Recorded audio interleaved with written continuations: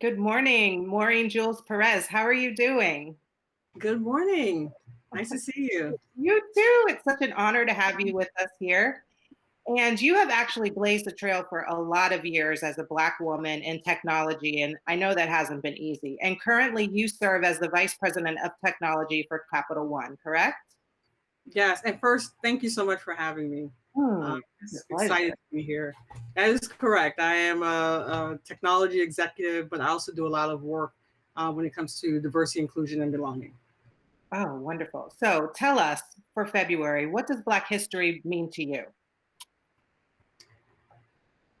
And I love the way you framed it, Black History, because whenever I hear Black History Month, the mind chatter in my head wants to debate you on that. But a few things. One, as a Black woman, as a Black woman of an immigrant mother, an immigrant single mother, as a Black woman from whose family is from the Caribbean, as a Black woman from a single mom who was an immigrant who came through Ellis Island, who's who had also a single mother, and she had a single mother.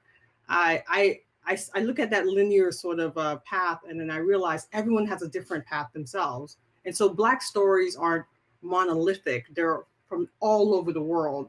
And the reason I call this out is I've also been looking at my history of where do I come from, Yeah. and I've done the 23andMe's, I'm sure like many others have, and the National Geographic genome test. And I'm finding out a lot of my ancestors, maternal and paternal, are from West Africa and Central Africa. So when I think of Black history, it's really just it's a very complex, deep topic for me. And how do you feel that this has propelled you in what you do for a living? It's a little easier in educational technology as a Black woman, but I know it has been quite a struggle for many Black women in technology itself. How have you fared through that? It's been hard. I think even as a Black child in America, I've been reflecting on this just in general in the past few years. It wasn't easy, and in finding myself in technology and continue to be the only, going through the onlyness, as I say. But it's not just that. There's a complexity around being a woman, and what does that mean in a male-dominated industry, and then within technology, which is, I think, a very open space and creative space, but it's also very competitive. And I found myself always being sidelined or pigeonholed there was always this um, projection of what I am. And I'm like, no, this is not who I am. I'm a very complex, creative, sometimes awkward, but and I think very smart person. So I was always bringing myself to the table. I always share this story where throughout my engineering school, I was always without a partner. In many of the classes that I was part of was an even number of students, but I never had partners. And some people would choose to group in uneven numbers because they did not want maybe to pair up with the Black girl. And so I remember one year halfway through, I got tired of just being by myself in the chemistry lab or the physics lab. And so I saw a group of boys and I walked over and I just plopped myself at the desk and said, "Hey, I'm Maureen. You want a partner?" And I loved sharing that story because maybe it was painful and it wasn't the way I wanted to start, but I decided to change the story. And things worked out. We all had the same problems. We want to have a good grade. We want to sort of pass the test. But I also realized they first had to get to know me before they really could see my talents and how I can contribute value. It's not fair, but it is what it is. And so I really took that on, and I realized it was my mother, again, immigrant mother coming through Ellis Island in Brooklyn, becoming a single mom of five, and somehow I still made it.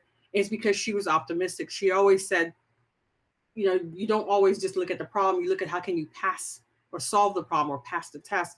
And so I have sort of had that in my life going forward, which is everything you can overcome. There's nothing that hasn't happened to me, frankly, that I should be afraid of anymore. So I see a problem as an opportunity. So I've changed my attitude from like, oh man, I got to deal with this, to like, okay, this could be awesome. What can I do to really change this story for good?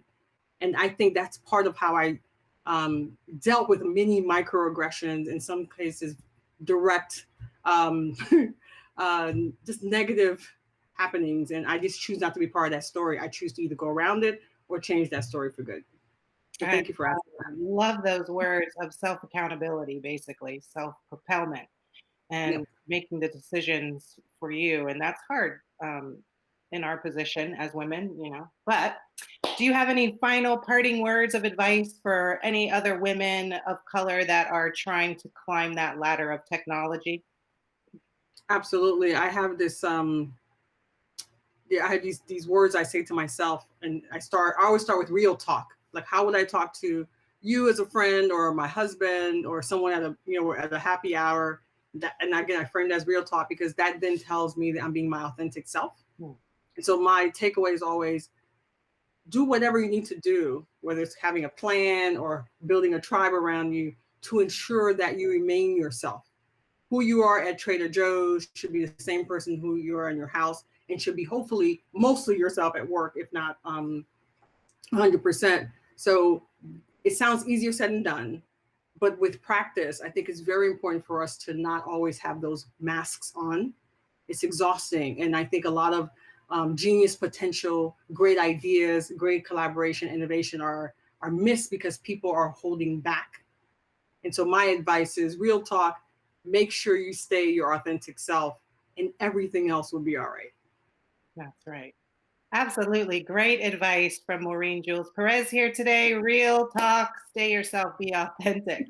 We honor you in this space this month. Thank you so much for being a wonderful, amazing Black woman in technology. You rock, girl. And thank you for what you do. I appreciate you. I look at you as well. Thank you. Take care. You too.